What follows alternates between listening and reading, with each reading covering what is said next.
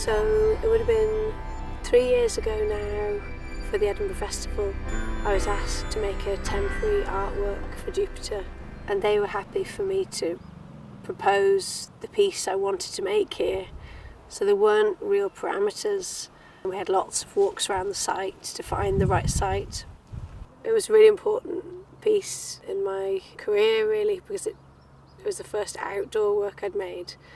I was sure that I wanted to make a piece that was kind of unfamiliar in the landscape, that was as much a painting in the landscape as it was a sculpture. It was difficult to read as one single thing anyway.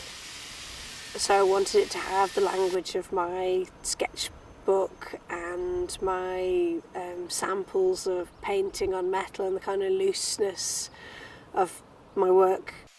I took a maquette to Scott Associates to talk about how we could make a piece that is very delicate and slight, and it uses soft materials like brass. Clever engineering knowledge that's sort of matched with a sensitivity to how you want the piece to kind of feel and look. And we had conversations around every line almost on kind of, I was sure that I wanted there to be a variation of lines so it really felt like a drawing. So I wanted there to be 3 different thicknesses of lines so that it was at least representing how I might draw out a thing. And then in the workshop, a kind of messy metalworking environment, everything feels the same material, raw and dirty.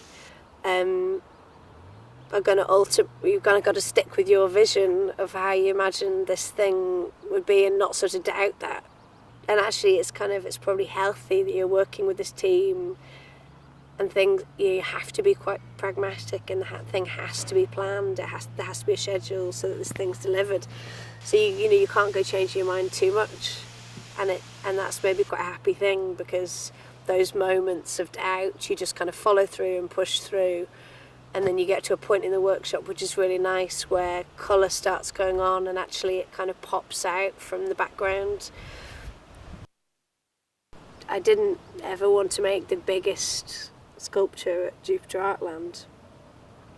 I wanted to make something that was quite precious and quite modest, something that was more kind of jewel-like in the landscape. In the workshop it kind of becomes quite huge and industrial and machine-like. And then it shrinks down again, and it does have this kind of light feeling that I understand as my own work again.